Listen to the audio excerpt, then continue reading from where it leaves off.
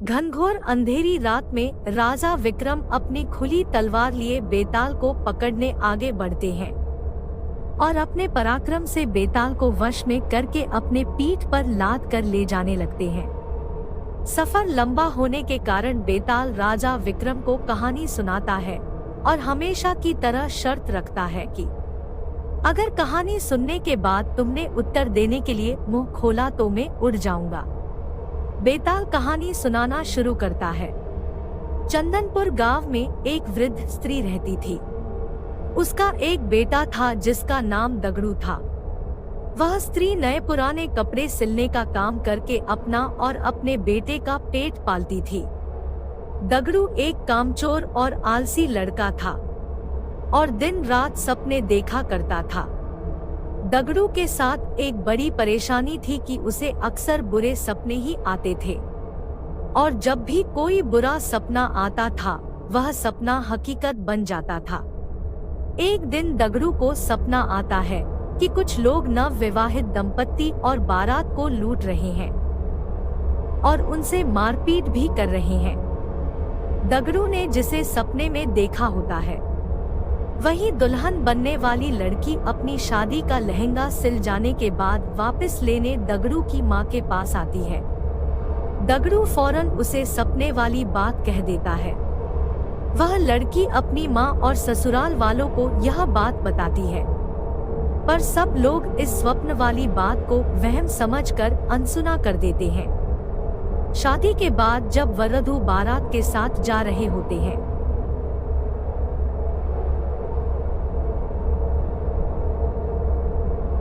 तब सपने वाला वाकया सच में घटित हो जाता है और इस पूरी घटना में दगड़ू पर आरोप लगते हैं कि वही लुटेरों से मिला होगा, वरना उसे कैसे पता चल सकता है कि ऐसा ही होगा।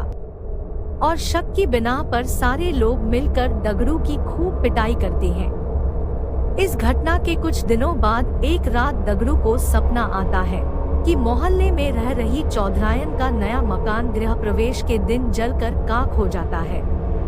तभी अगले ही दिन चौधरायन उस मकान को बनवाने की खुशी में लड्डू लेकर दगड़ू की मां के पास पहुंचती है और गृह प्रवेश समारोह के दिन जलसे में आने का न्योता देती है। वहीं पर सपने की बात दगड़ू फौरन अपनी मां से और चौधरायन से कह देता है। चौधरायन गुस्से से लाल पीली हो जाती है और उल्टा दगड़ू की मां को ही कहने लगती है कि तुम्हारा बेटा ही काली जुबान वाला है और उसके बोलने से ही सबके साथ अनर्थ हो जाता है। चौधरायन गुस्से में जली कटी सुनाकर मां बेटे को भला बुरा कहकर वहां से चली जाती है। गृह प्रवेश समारोह के दौरान कोई घटना ना हो इसके लिए पक्के इंतजाम किए जाते हैं, पर फिर भी किसी न किसी तरह आग की चिंगारी चौधरायन के भव्य मकान के पर्दों में लग जाती है और देखते देखते रौद्र रूप धारण करके पूरा मकान जलाकर खाक कर देती है। चूँकि दगड़ू इस बारे में पहले ही बोल चुका था, इसलिए सब उसे काली जुबान का बोल उस पर टूट पड़ते हैं और उसे मारकर गांव से निकाल देते हैं। दगड़ू समझ नहीं पाता है कि लोगों को सच सुनकर उसी पर क्रोध क्यों आता है।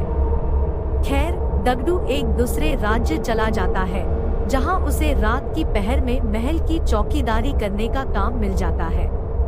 वहां के राजा को अगले दिन सोनपुर किसी काम से जाना होता है, इसलिए वह रानी को कहते हैं कि उसे सुबह जल्दी उठा दे। दगड़ू रात में महल के दरवाजे पर चौकीदारी कर रहा होता है। तभी अंधेरा होने पर उसे नींद आ जाती है और फिर उसे सपना आता है कि सोनपुर में भूकंप आया है और वहां मौजूद सभी व्यक्ति मर गए हैं। दगड़ू चौंक कर जाग जाता है और अपनी चौकीदारी करने लगता है। दगड़ू सुबह राजा के सोनपुर जाने की बात सुनता है। तभी उनका का रथ रुकवा कर अपने स्वप्न वाली बात राजा को बता देता है। राजा सोनपुर जाने का कार्यक्रम रद्द कर देते हैं और अगले ही दिन समाचार आता है कि सोनपुर में अचानक भूकंप आया है और वहां एक भी व्यक्ति जीवित नहीं बचा है।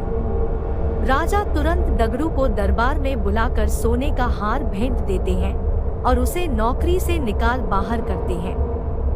Asterisk asterisk asterisk. इतनी कहानी सुनाकर बेताल रुक जाता है और राजा विक्रम को प्रश्न करता है कि बताओ राजा ने दगड़ू को पुरस्कार क्यों दिया, और पुरस्कार दिया तो उसे काम से क्यों निकाला। राजा विक्रम उत्तर देते हैं कि दगड़ू ने अमंगल स्वप्न देखकर उसका वृतांत बताकर राजा की जान बचाई, इसलिए उसे ने दगड़ू को पुरस्कार में सुवर्ण हार दिया, और दगड़ू काम के वक्त सो गया, इसलिए राजा ने उसे काम से निकाल दिया। बेताल अपनी शर्त के मुताबिक राजा विक्रम के उत्तर देने के कारण हाथ छुड़ाकर वापस पेड़ की ओर उड़ गया।